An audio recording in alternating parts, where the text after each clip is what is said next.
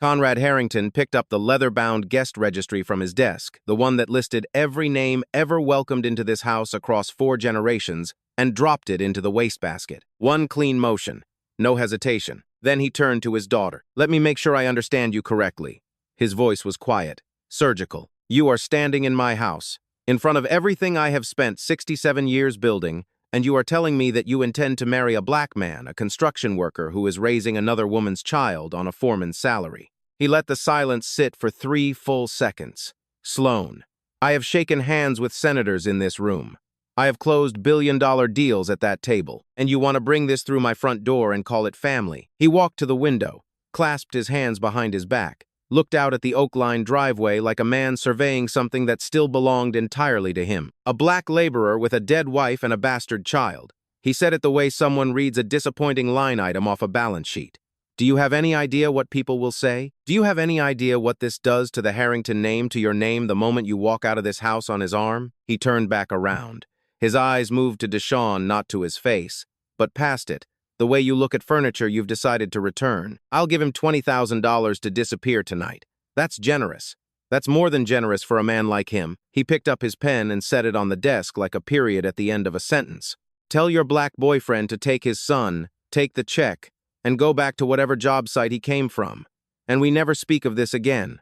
Deshawn Mercer stood beside Sloan and did not move, did not flinch, did not give Conrad Harrington the satisfaction of a single visible reaction. He had heard versions of this his entire life. The tone, the pause before this, the way certain men looked straight through him like he was a smudge on a window they were trying to see past. He had learned a long time ago that dignity does not require a response.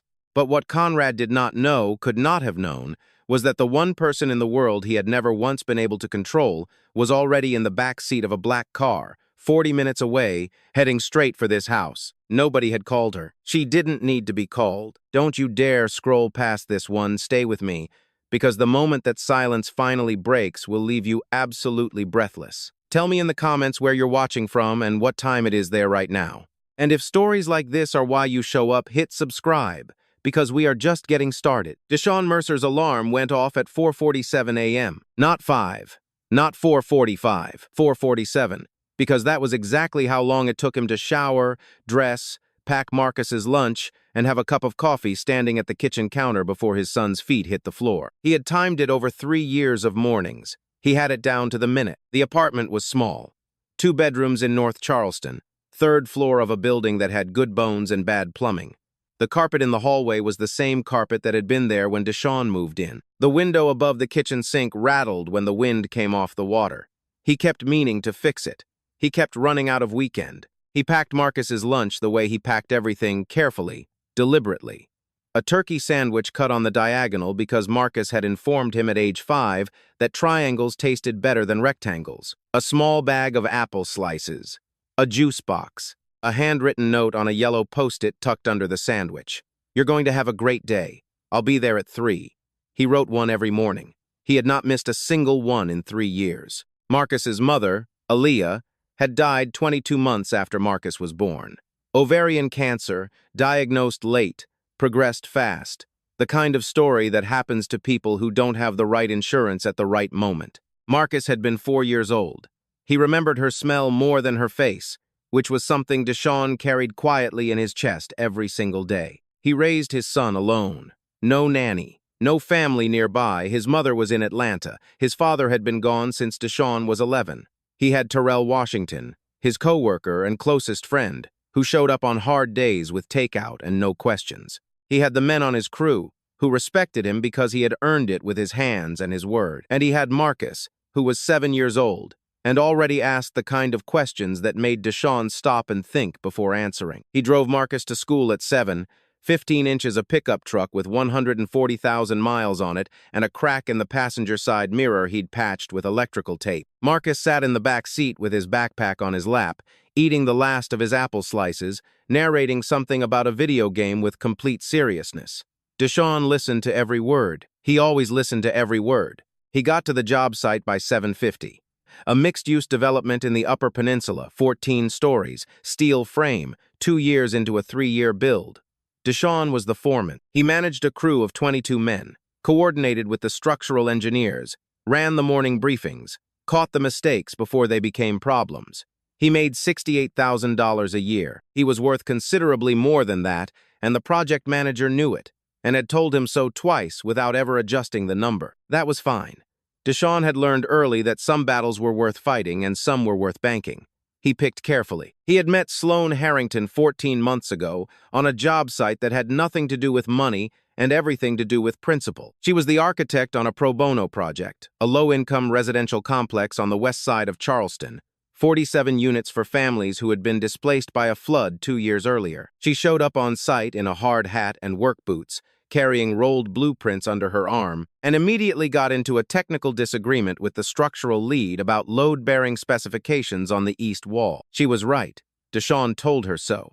She looked at him for a moment like she was deciding whether the agreement was genuine. Then she nodded once, turned back to the structural lead, and proceeded to explain the calculations in language that left no room for argument. He respected her before he liked her.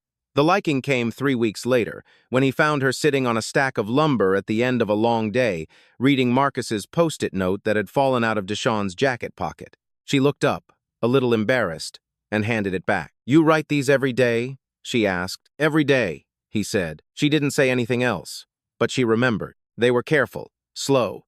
14 months of slow, which is the only speed that means anything when a child is involved. Marcus called her Miss Sloane for 6 months. Then one Tuesday afternoon, without warning or ceremony, he called her just Sloane, and Deshawn and Sloane exchanged a look over his head that said everything neither of them had said out loud yet. When Deshawn told her he loved her, they were standing in the parking lot of a grocery store at 8:30 on a Wednesday night. It wasn't planned. It wasn't a grand gesture. It was just true, and he had always believed that true things should be said plainly. She said it back.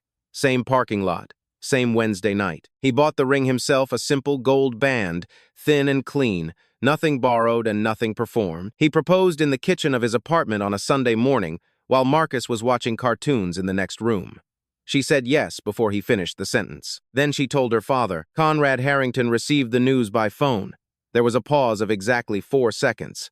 Then, "I see. Come to the house Sunday. Bring him if you must. But understand, Sloane, I will say what needs to be said, and I will not apologize for it." Sloane hung up and looked at Deshawn across the kitchen table. "He wants to meet you Sunday," she said. Deshawn was quiet for a moment. Then, "Okay, it won't be easy.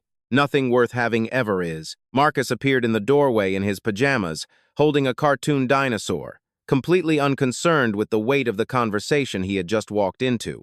"Are we going somewhere?" Deshawn looked at his son. "Yeah, buddy, Sunday. We're going to meet someone." "Is it church?" "No." "Is there food?" "Probably." Marcus considered this with great seriousness.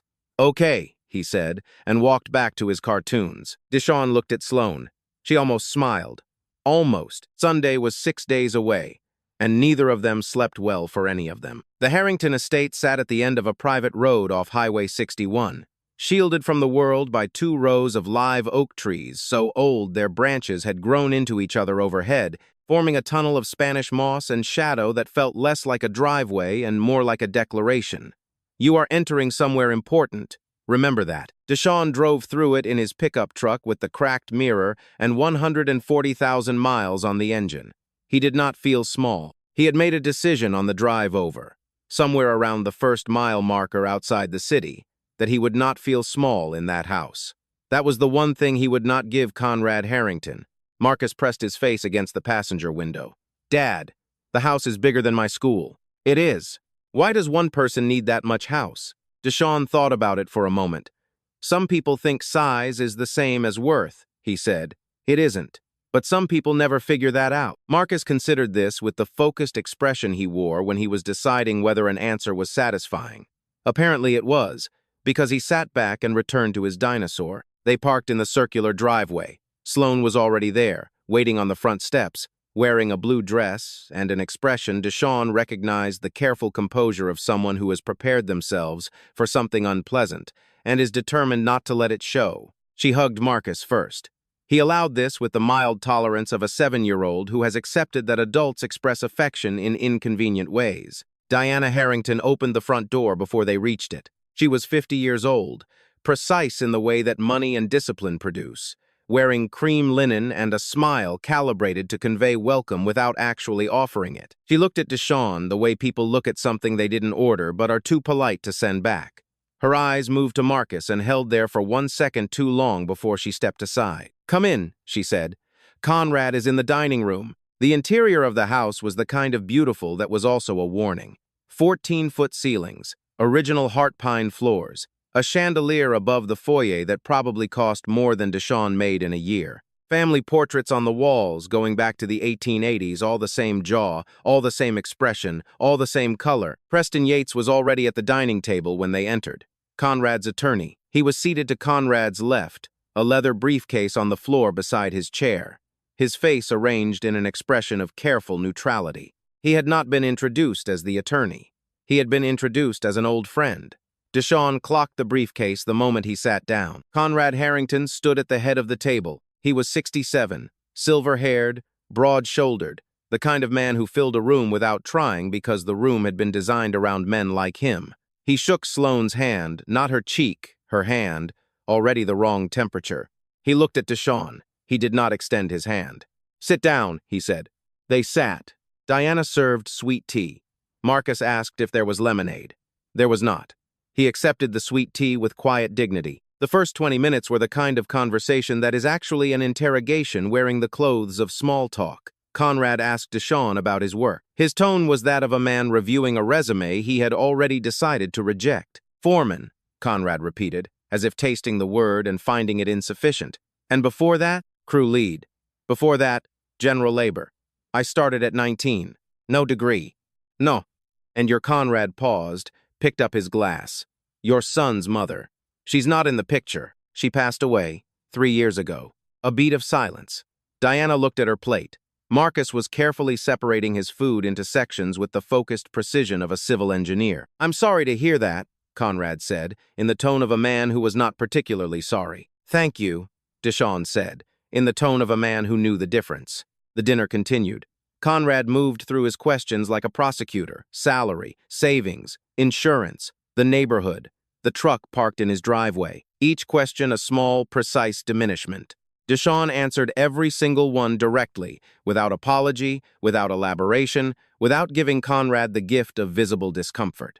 Then Marcus knocked over his water glass. It happened the way things happen with 7-year-olds, suddenly, completely, without warning. The glass tipped, the water spread across the white linen tablecloth, and Marcus went immediately still with the particular frozen expression of a child bracing for consequences. Conrad's reaction was not loud. It was worse than loud. He looked at the spreading water, then at Marcus, with a cold, flat expression that said the child had confirmed something Conrad had already decided. "Diana," he said, "get someone to deal with this." Disowned put his hand on Marcus's shoulder, felt his son's small body rigid under his palm.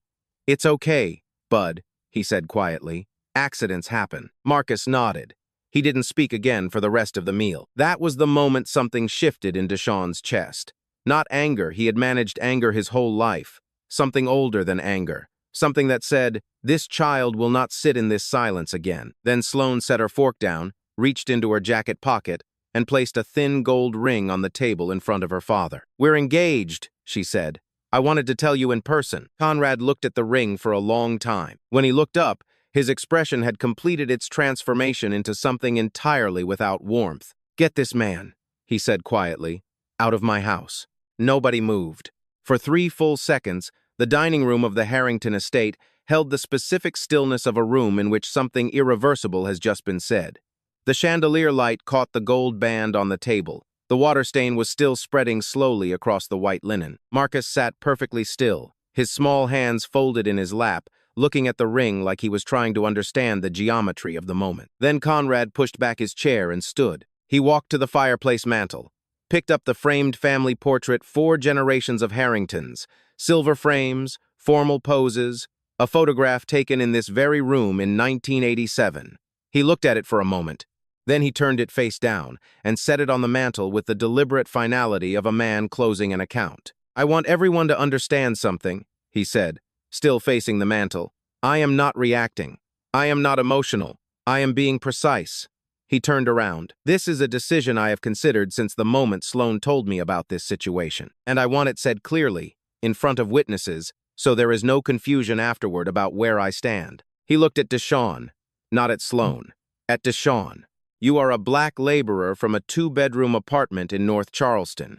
You make $68,000 a year. You have no degree, no family connections, no assets, and no prospects that would place you anywhere near this family's orbit under any reasonable circumstances. His voice was even measured, the tone of a man reading a financial disclosure. You have a child from a previous relationship whose mother is deceased, which means that child is now a permanent financial and emotional liability. You have nothing to offer my daughter except a smaller life than the one she was born into. Deshawn said nothing. His hands were flat on the table. Still, I'll write you a check tonight, Conrad continued. $20,000. Cash equivalent, wire transfer, your choice. You take your son, you go back to your apartment, and this ends here. No lawyers, no complications. You walk away, and I will personally ensure that no one in this city ever hears a version of this story that reflects poorly on you. He paused. That is a generous offer. I want you to understand how generous that offer is. The room was so quiet you could hear the ice shifting in the water glasses. Deshawn looked at Conrad for a long moment. Sir, he said, and his voice was completely level. I'm not here for your money. Conrad's expression didn't change. Then what are you here for? Your daughter. And she already said yes. Something moved behind Conrad's eyes. Not respect, Conrad. Harrington was not built for that, but recognition. The recognition of a man who has encountered an obstacle he cannot purchase away and is recalculating accordingly.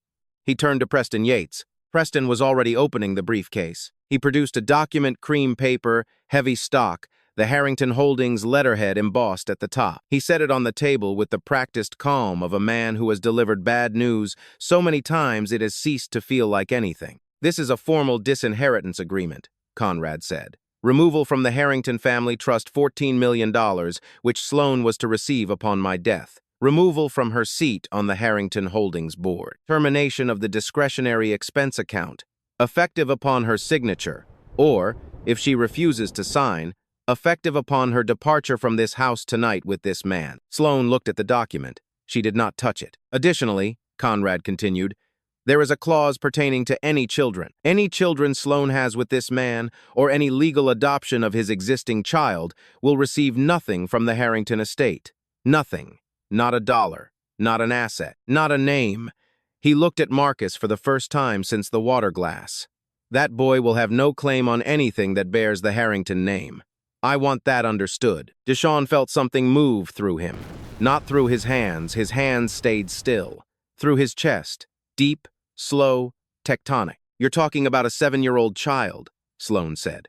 Her voice was very quiet. I'm talking about protecting a legacy, Conrad said. You're talking about a little boy who just knocked over a water glass. Sloan, Conrad's voice sharpened for the first time. Do not make this sentimental. This is a business decision. It's my life. It was your life. As of tonight, you are making it something else entirely. He straightened his jacket. Sign the document and stay. Or don't sign it. Walk out that door with him, and you are no longer my daughter. Not in this house, not in my will, not in any legal or personal sense. I will not attend your wedding. I will not acknowledge your children. I will not take your calls. As far as the Harrington family is concerned, you will cease to exist. Diana sat at the far end of the table. She had not spoken in 20 minutes. She picked up her sweet tea glass and held it without drinking, a woman who had chosen her position long before this dinner and was simply waiting for the room to catch up with her decision. Sloan stood up. She picked up the gold ring from the table and slid it onto her finger. She reached for Deshawn's hand. Then she reached for Marcus's hand. The boy took it immediately, without hesitation, because he had learned in 7 years of mornings that when his father reached for him, you held on. She looked at her father across the table, across the ruined linen, the face-down portrait, the unsigned document, the man who had turned her into a line item. I'll tell my children about this night, she said, and I'll tell them exactly who you were. They walked to the door. Preston Yates watched them go. He looked down at the unsigned document. Then he slowly closed the briefcase. And in the corner of his vision, just at the edge of his peripheral awareness, he noticed something. His phone screen had lit up with a Google alert. He looked at it. He read it twice. He said nothing. He clicked off the screen and slid the phone back into his pocket. But his hand, when he lifted his water glass a moment later, was not entirely steady. 3 months passed. Sloan and Deshawn married on a Tuesday afternoon at the Charleston County Courthouse. 11 witnesses. No flowers ordered in advance. Terrell Washington showed up with a bucket of sunflowers from a roadside stand because he said the day needed color. Marcus served as ring bearer, wearing a clip-on tie he had picked out himself, and insisted on wearing crooked because, in his words, "It looks more like me that way." Sloan wore a simple white dress she had bought off the rack 2 days before. There was no string quartet. There was a courthouse clerk who smiled at them with genuine warmth and a stack of paperwork that smelled faintly of toner. It was, by every measure that mattered, the best day of both their lives. But Conrad Harrington did not disappear quietly. Men like Conrad never did. The pressure arrived slowly, then all at once, in the particular way that wealth applies, force never a fist, always 1,000 small turns of 1,000 small screws, until one day you wake up and realize the room has gotten smaller. Sloan's firm felt it first. 2 of her largest clients, a hotel renovation downtown and a retail development on King Street, quietly withdrew their contracts within the same week, citing vague internal restructuring with no further explanation. Sloan made calls. Nobody returned them with anything resembling honesty. It was her business partner, Marguerite, who finally pieced it together. Both clients had long-standing relationships with Harrington Holdings. Neither wanted to risk Conrad's displeasure over an architect's personal life. Then came the city contract. Sloan had spent 8 months developing a proposal for a mixed-income housing initiative on the East Side, the kind of project she had built her entire career toward. She lost it to a firm she'd never heard of, a firm that, upon closer inspection of public filing records, turned out to be a subsidiary of Harrington Holdings, formed 4 months earlier. She sat at her kitchen table that night with the filing documents spread in front of her and said nothing for a long time. Deshawn sat across from her, Marcus already asleep in the next room. "He didn't even try to hide it," she said finally. "He wants me to know it's him." "That's the point," Deshawn said quietly. "He wants you scared. Scared people come back. I'm not scared. I know." He reached across the table and took her hand. "But you're tired, and tired is what he's counting on." Deshawn's own world was tightening in parallel, though it took him longer to notice the shape of it. An anonymous complaint was filed with the City Building Inspector's Office, alleging code violations on the North Charleston Development Project. Deshawn knew every inch of that site. He knew the steel tolerances, the electrical specs, the inspection history. There was nothing to find. But an investigation meant a stop work order, and a stop work order meant 6 days of his crew standing idle while inspectors combed through paperwork that had already passed review twice. 6 days, 22 men not getting paid. A project falling further behind schedule. Deshawn absorbed the blame from his project manager, who didn't know or didn't care to know where the complaint had actually come from. Deshawn knew. He didn't say it out loud, not even to Sloan at first, because saying it out loud made it real in a way he wasn't ready for. But he knew the shape of a man clearing his own driveway by flooding someone else's. Terrell found him on the 5th day of the shutdown, sitting on the tailgate of his truck during what should have been a lunch break, staring at nothing. "You good?" Terrell asked. "I'm fine. You sure about all this, man?" Terrell sat down next to him. "I mean, you knew this was going to be hard, but this is different. This is somebody coming for your livelihood, for your son's whole world." Deshawn was quiet for a long moment. Then, "I'm sure about her, and I'm sure about my son. And I figure if a man with that much money is willing to spend this much effort trying to break 2 people who never did anything but love each other, that tells you everything you need to know about which one of us is actually small." Terrell didn't have anything to say to that. He just nodded and handed Deshawn half of his sandwich, and they sat there together until the lunch break ended. The pressure found Marcus too, the way it always eventually does, traveling down through the smallest cracks until it reaches the people who never asked to carry any of it. He came home from school on a Thursday unusually quiet, picking at his dinner, not narrating anything about his day the way he normally did. Deshawn waited until bath time, when Marcus tended to talk more freely, surrounded by bubbles and the particular honesty that comes when a child isn't looking directly at you. "Tyler said his mom said you're not the right kind of person," Marcus said, not looking up from the rubber duck he was pushing through the water. He said it like it was a fact, like 2 + 2. Deshawn felt something cold settle in his stomach. He kept his voice level. "What do you think, bud?" Marcus considered this with his usual seriousness. "I think Tyler doesn't know you. He's never even met you." "That's exactly right." Deshawn knelt by the tub. "Some people decide who you are before they ever meet you, Marcus. They look at the outside of a thing and think they've seen the whole picture. That's their limitation, not yours. You hear me? Marcus nodded slowly. Then, after a pause, "Are you the right kind of person, Dad?" Deshawn felt his throat tighten. "I try to be, every single day. That's all any of us can do." Marcus seemed satisfied with this.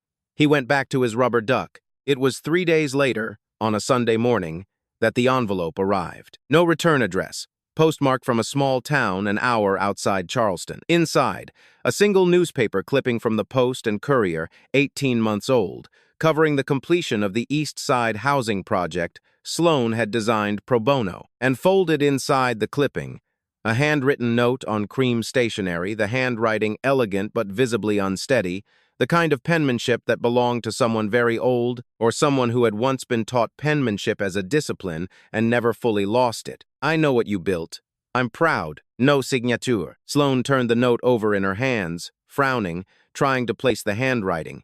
Then she turned it sideways and caught the small embossed mark in the corner of the stationery. A single letter pressed delicately into the cream paper. "Huh." She went very still. "Deshawn," she said quietly, "I think I know who sent this." Conrad Harrington did not stop. Men who measure their worth in control rarely do. Losing isn't a possibility they've built room for.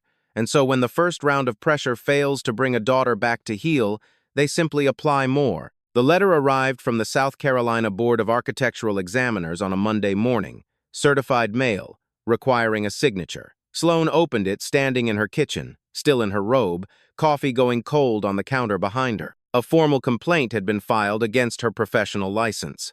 The allegation: misrepresentation of structural certifications on the East Side pro bono housing project, the same 47 families, the project she had poured a year of unpaid evenings and weekends into because she believed people deserved decent homes regardless of what they could pay. The complaint cited a technicality buried in a subcontractor agreement from 18 months earlier, a paperwork discrepancy so minor it had never once been flagged by the city, by the original inspectors, by anyone until now. Until someone with resources and motivation had gone looking specifically for something to find. Her license was placed under administrative review, effective immediately. She could not take on new clients until the review concluded. No timeline given. Reviews like this, her lawyer told her grimly, could take anywhere from 60 days to a year. Sloan sat at her kitchen table and thought about the 47 families living in those units right now.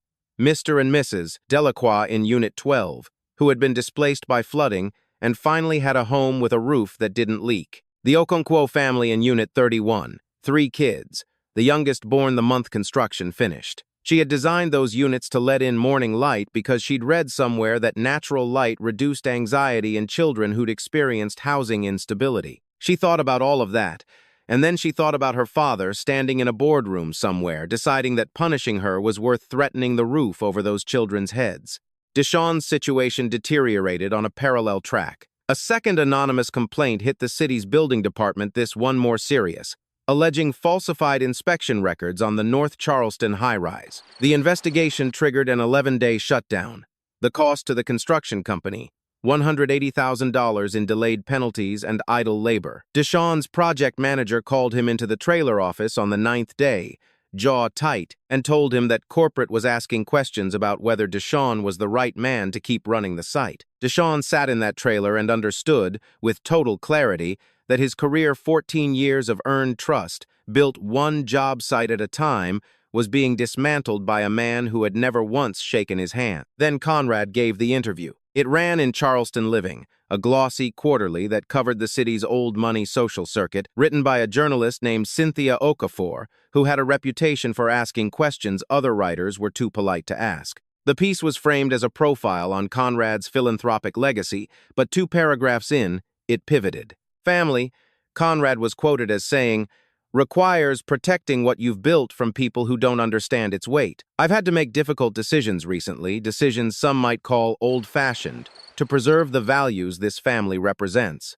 I make no apologies for that. Legacy isn't sentimental. It's a responsibility. He never named Deshawn. He never named Sloan. He didn't have to. Anyone in Charleston society who had heard the whispers, and by now, everyone had knew exactly who he was talking about.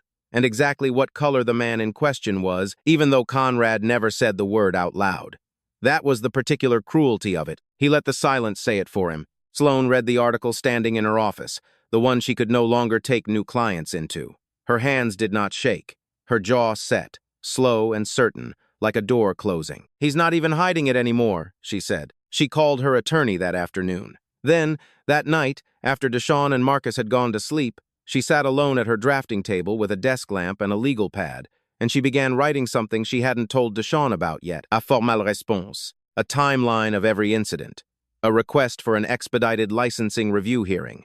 She wasn't going to wait for her father's pressure to simply pass. She was going to meet it directly, with documentation, the same way she met every problem in her professional life, with precision and proof. She did not yet know that someone else had read the same article that morning. In a quiet sitting room on the original Harrington family property, an hour outside Charleston, the property where Conrad had grown up, where his own father had once worked alongside black laborers building irrigation systems with his own hands, an 88-year-old woman sat in a wingback chair with a cup of tea going cold beside her and read Charleston Living cover to cover. Eleanor Harrington read the article twice. She set the magazine down on the side table, very carefully, the way she did everything now.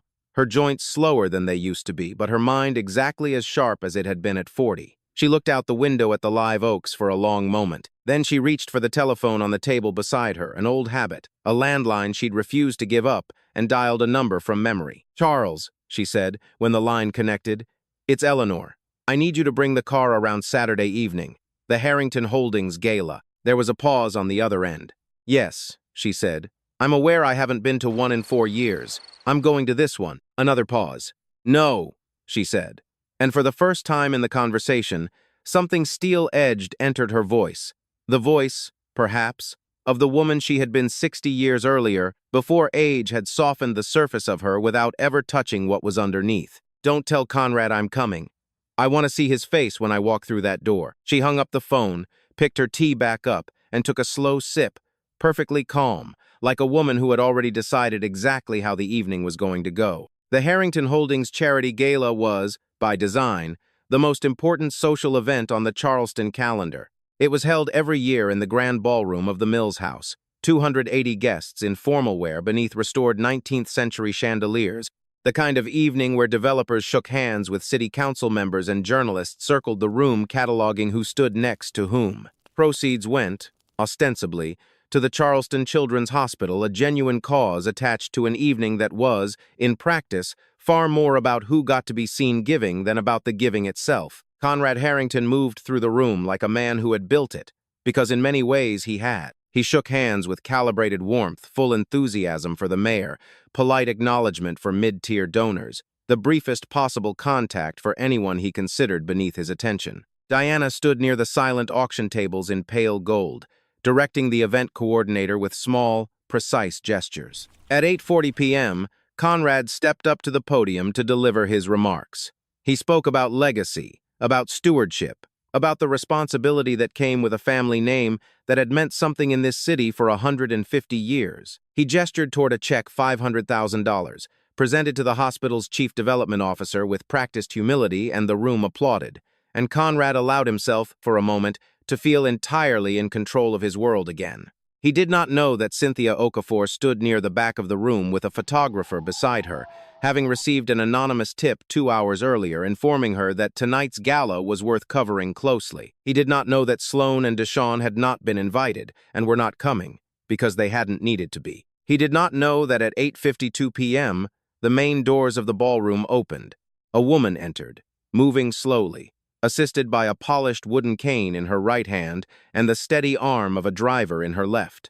Her hair was silver, swept back simply. She wore a cream-colored dress, decades out of current fashion and entirely unconcerned with that fact, and a strand of pearls that had belonged to her own mother, older than nearly everyone in the room combined. Eleanor Harrington had not attended a Harrington Holdings event in 4 years. Conrad had told people, when asked, that his mother was unwell, frail, private, no longer up for the social circuit. It was a convenient story. It was also a lie, and everyone who actually knew Eleanor Harrington understood, the instant she walked through those doors, exactly how convenient a lie it had been. She did not stop to greet anyone.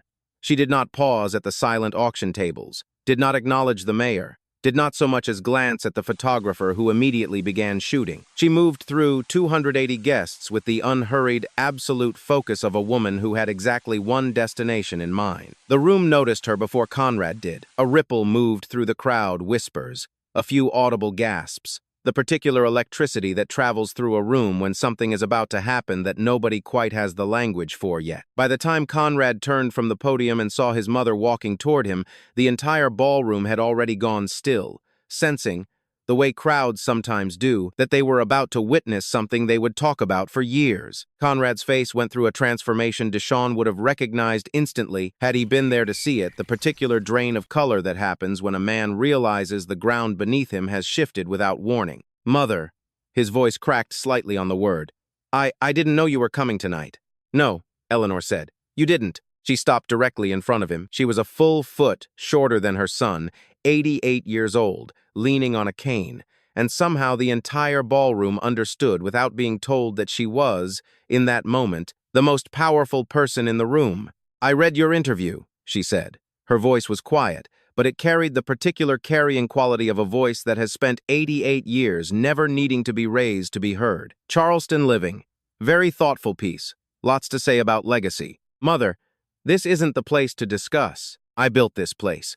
Eleanor's eyes did not leave his face. "I sat on the founding committee for this gala in 1974, Conrad, back when you were still in short pants asking your father why the men on the irrigation crew got to eat lunch with us at the same table. Do you remember asking him that?" Conrad said nothing. His jaw was tight. Diana had appeared at his side, her champagne glass forgotten in her hand, her composure visibly straining at its seams. "He told you," Eleanor continued, "that everyone who works with their hands and their honesty deserves to sit at the same table. Do you remember that, Conrad? Because I do. I was there. I have never once forgotten it." She turned, slowly, deliberately, away from her son. She faced the room, 280 guests, glasses suspended mid-air. The string quartet near the staircase had stopped playing somewhere in the last 30 seconds without anyone quite noticing the silence arrive. Eleanor Harrington raised her voice, not loud, never loud, but pitched precisely to carry to every corner of that ballroom. "I'd like everyone here to know something about my son," she said. "Since he's already decided to discuss family business in print, I see no reason we shouldn't discuss it properly. In person." Conrad's mouth opened. No words came out. "Sit down, Conrad," Eleanor said, without turning around. "You've said quite enough for one season."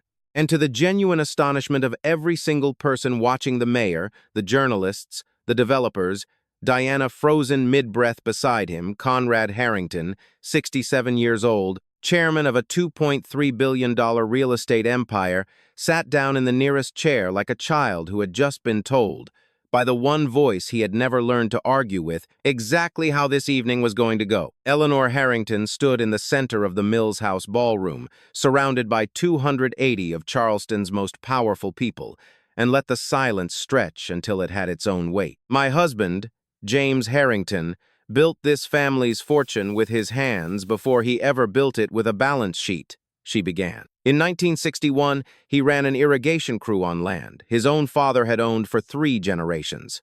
Half that crew was black. James paid every man on that crew the exact same wage, regardless of what color his skin was, at a time when half the men in this room's grandfathers would have called that a scandal." Her eyes moved slowly across the crowd. "He used to say dignity wasn't something you extended to people as a favor. It was something you recognized, because it was already there, whether you chose to see it or not." She turned back to Conrad, who sat in the chair, his face the color of old paper. "That is the legacy you claim to be protecting," she said. "Let me tell the room what you've actually been doing with it." She did not raise her voice. She didn't need to. The ballroom was already silent enough to hear ice settling in abandoned glasses. "My granddaughter fell in love with a man named Deshaun Mercer, a construction foreman, a widower raising his son alone since his wife died of cancer 3 years ago. A son, I might add, who is 7 years old and, by every account I've gathered, kinder and more thoughtful than most of the adults standing in this room tonight." She paused. "You disowned Sloan in your own dining room, Conrad, in front of that child, over sweet tea. You offered Deshaun $20,000 to disappear, as if a man's love for the woman he's chosen to marry has a price you simply hadn't found yet. When that failed, You stripped Sloane's name from the family trust, removed her from the board, and wrote a clause specifically denying any inheritance to a child who has done nothing in his short life except lose his mother and love his father. Diana's champagne glass had not moved in over a minute. Preston Yates, standing near the bar, had already begun edging toward the exit, his expression the particular stillness of a man calculating exposure. And when that wasn't enough, Eleanor continued, you went further. You filed an anonymous complaint against Sloane's architectural license over a paperwork technicality on a housing project she built, unpaid, for 47 families who had nowhere else to go. You filed anonymous complaints against Disowned's job site, not once but twice, costing his crew 11 days of work and his company $180,000 because you decided the best way to win back your daughter was to destroy the livelihood of the man she chose instead of you. Mother, you don't understand what I was protecting. Conrad's voice came out thin, nothing like the voice that had filled that dining room 3 months earlier. You were protecting a lie, Eleanor said, and for the first time her voice sharpened, cutting clean through whatever was left of his sentence. The lie that this family's worth comes from keeping certain people out. That has never been true, Conrad. It was never true for your father. It was never true for me. I do not know where you learned it, but I promise you, it did not come from this house. She reached into the small clutch she had carried in with her, the same hand that had written, I know what you built.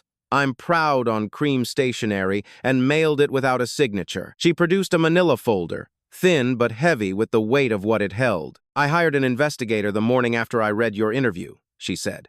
It did not take him long. 3 anonymous complaints, traceable through filing timestamps and IP records back to a paralegal in your own legal department, acting on instructions that originated, ultimately, with you.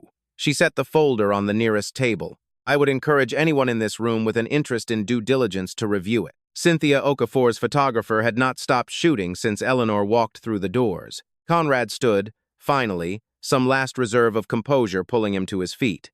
This is a family matter. It does not belong in this ballroom. You made it a public matter, Eleanor said, the moment you gave that interview.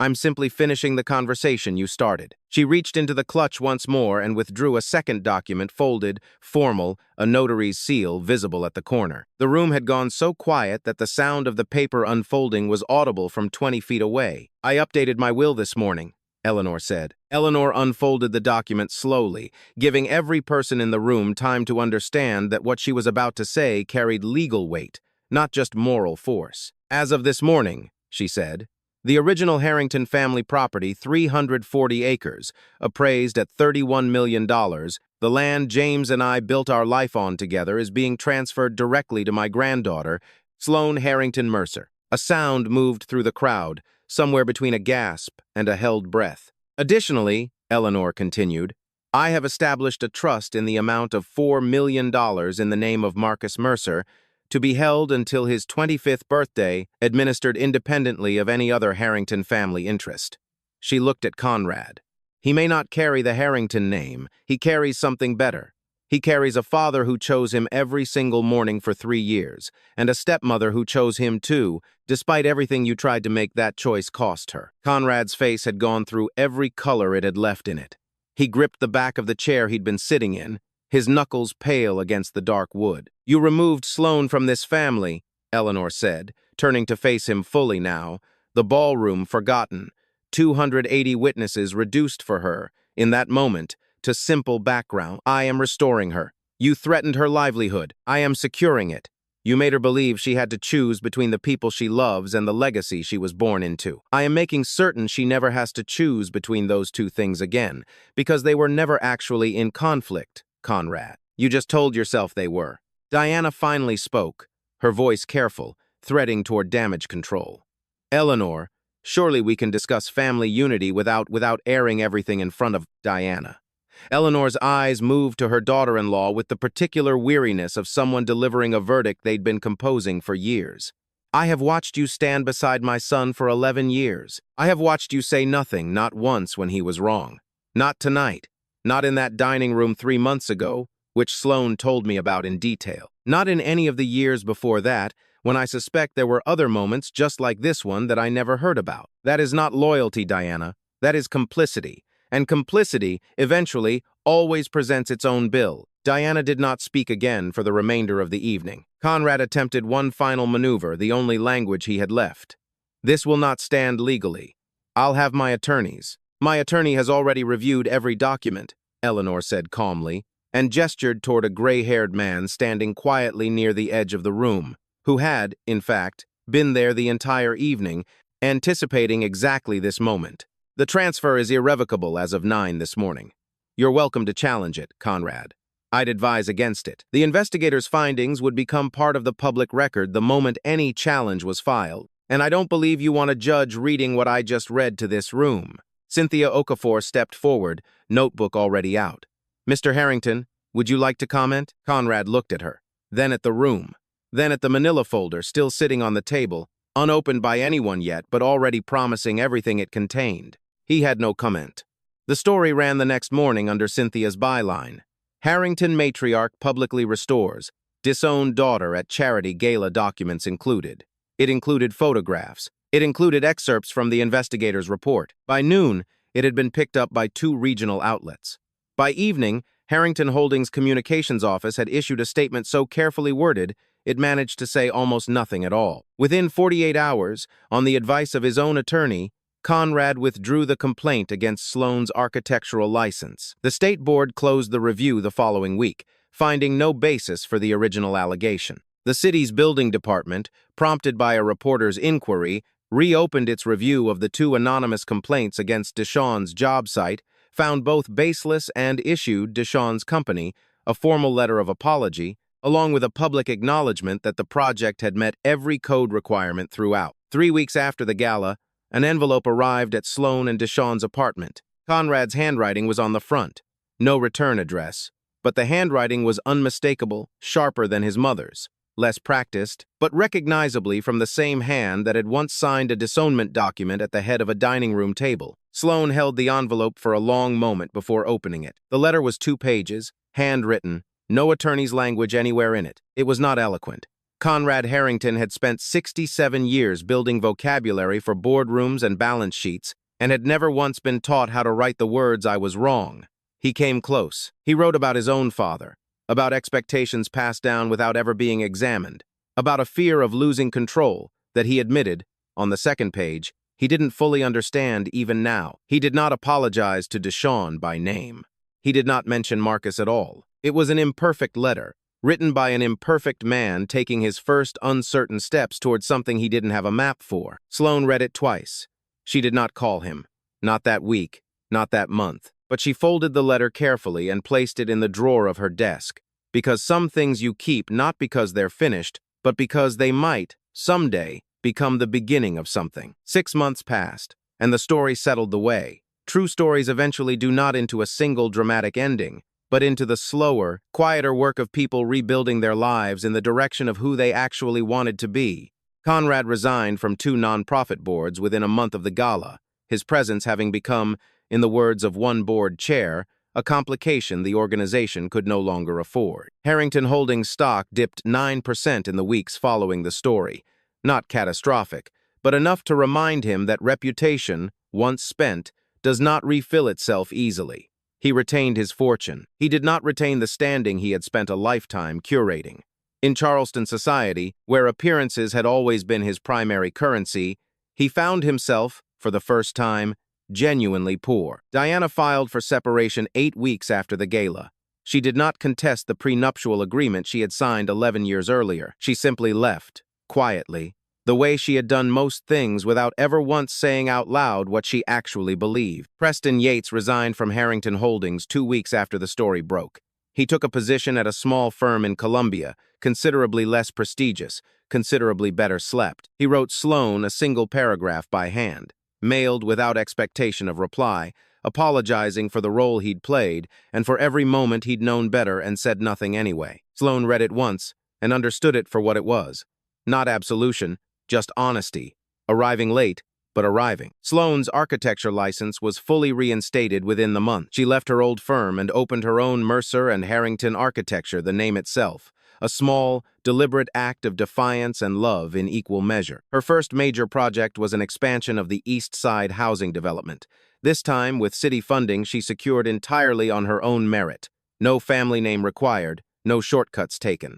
40 more units, 40 more families with somewhere to call home. Dishowned was promoted to project manager within 4 months, his company publicly naming him Employee of the Year at their annual dinner, a small act of correction for the harassment he'd endured, and one he accepted with the same quiet dignity he brought to everything. Terrell stood up at the dinner and gave a toast that made half the room laugh and the other half tear up, which Dishowned would later say was exactly the right ratio. Marcus, now 8, had developed an obsession with building elaborate structures out of Legos that he insisted on calling blueprints. He told his second-grade teacher, with total seriousness, that he wanted to grow up to be an architect and a builder, like both my parents.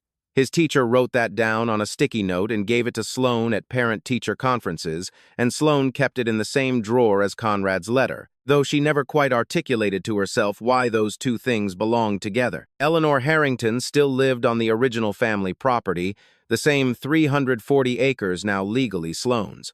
Though Eleanor had no intention of moving and Sloane had no intention of asking her to, Sloane visited every Sunday with Dishowned and Marcus. Marcus called her Gran Ellie. She taught him chess on the same board James Harrington had taught Conrad on, decades earlier, and told him stories about his great-grandfather's hands rough from irrigation work, gentle with everything that mattered. Cynthia Okafor's gala story won a South Carolina Press Association award the following spring. In her acceptance speech, she dedicated it to the women who walk into rooms they weren't invited to and change them forever. On a Sunday evening in early autumn, Dishowned and Sloane sat together on the porch of the Harrington property as the sun dropped low behind the live oaks, the Spanish moss catching gold light the way it had for 200 years. Marcus ran across the lawn below them, chasing nothing in particular, the way children do when the evening is good and they know it. "You ever think about what would have happened?" Dishowned asked quietly. "If you'd taken his money, signed the papers, walked away?" Sloane watched her son run across the grass, his laughter carrying up to them on the warm air. "I think about what I would have lost," she said.